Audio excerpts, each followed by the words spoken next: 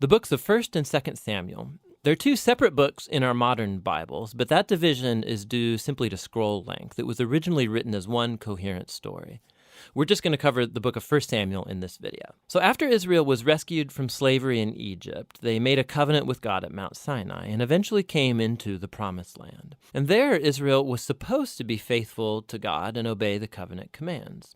Before the book of Samuel, Judges showed how Israel failed at that task big time. It was a period of moral chaos, and it showed Israel's need for wise, faithful leaders. The book of Samuel provides an answer to that need. The book of Samuel's story focuses on three main characters: the prophet Samuel, where the book gets its name, and then King Saul, and after that, King David. And all three of them transitioned Israel from a group of tribes ruled by judges into a unified kingdom ruled by King David in Jerusalem. And the book of Samuel has a fascinating design that weaves the story of these three characters together in four main parts. Samuel, he's the key leader and prophet in the first section of the book, but then he also plays a key role in the next section, which is Saul's story, and it's told in two movements: Saul's rise to power and then his failures. And the second part is about his downfall and his tragic death. And then the drama of Saul's demise is matched by David's exciting rise to power. And then David's story is told in two movements. First, he rides the wave of his success, followed by his own tragic failure and the slow self-destruction of his family and then his kingdom. The book concludes with an epilogue that reflects back over the whole story. So let's dive in and see how this all unfolds. Part 1 picks up from the chaos of the book of Judges, and we're introduced to a touching story about a woman named Hannah.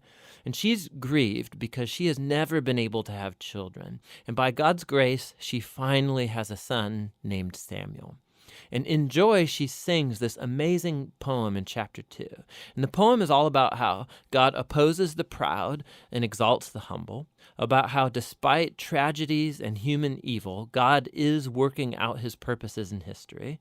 And also it's about how God will one day raise up an anointed king for his people. Now, Hannah's poem has been placed here at the beginning of the book to introduce these key themes that we're going to see throughout the whole story, like the next one. Samuel grows up and becomes a great prophet and leader for the people of Israel, at the same time that the Philistines rise to power as Israel's arch nemesis. And in this crucial battle, the Israelites get arrogant, and instead of praying and asking God for help, they trot out the Ark of the Covenant as this kind of magic trophy that will automatically grant them victory in battle. And so because of their arrogant presumption, God allows Israel to lose the battle, and the Ark is stolen. So the Philistines, they take the ark and they place it in the temple of their god, Dagon. And then the God of Israel defeats the Philistines and the god Dagon without an army by sending plagues on the people. And then the Philistines don't want the ark anymore, obviously, and they send it back to Israel. And the point of this little story seems to be this: God is not Israel's trophy, and he opposes pride among the Philistines, but also among his own people. And so Israel needs to remain humble and obedient if they want to experience God's covenant blessing, which opens up into the next large section. The Israelites come to Samuel and they say, "Hey, we want a king like all the other nations have. Go find one for us." And so Samuel, he's kind of ticked off and he goes to consult with God. And God says, yes, their motives are all wrong, but if a king is what they want, give them one. And so we're introduced to the figure of Saul. Now, Saul is a tragic figure because he begins full of promise. He's tall, he's good-looking, he's a perfect candidate for a king.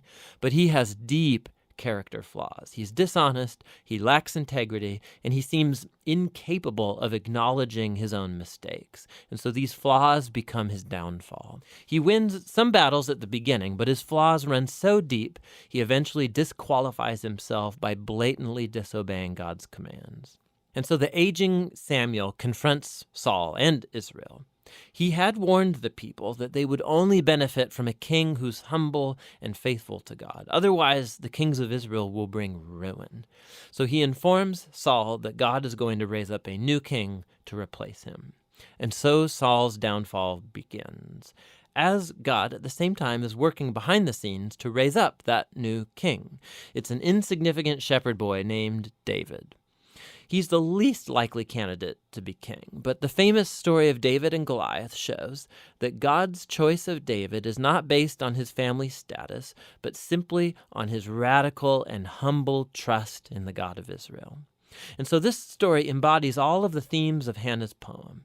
Proud Saul and Goliath are brought low, while humble David is exalted. From here, we watch Saul slowly descend into madness, while David rises to power. So David starts working for Saul as a general, and he's winning all of the battles, and he's also winning all of the fame. And so Saul gets jealous, and he starts chasing David around, hunting him, trying to kill him. David's done nothing wrong, and so David simply runs and waits in the wilderness. And here we see David's true character. He has multiple opportunities to kill Saul, but he doesn't. He simply trusts that despite Saul's evil, God will raise up a king for his people. What's interesting, too, is that many of the poems of David that you find in the book of Psalms are linked to this very period of his life, and they all express the same attitude of trust. And so this section of the book ends with Saul coming to a grisly death after losing a battle with the Philistines. 1 Samuel tells some of the most intricate, well-told stories you find anywhere in the Bible, and the characters Saul and David, they're portrayed very realistically. And the author's putting them forward as character studies so that you can find yourself in them. So in Saul's story, we see a warning. It's crucial that we reflect on our own character flaws and how they harm us and other people. And with God's help, we need to humble ourselves and deal with our dark side so that Saul's story doesn't become ours. David, on the other hand, is presented as an example of patience and trust in God's timing in our lives. And so he's running in the wilderness, being chased by Saul. David had every reason to think that God had abandoned him, but that's not what he thinks. And so David's story encourages us to trust that despite human evil, God is working out his purposes to oppose the proud and to exalt the humble. And that's what 1 Samuel is all about.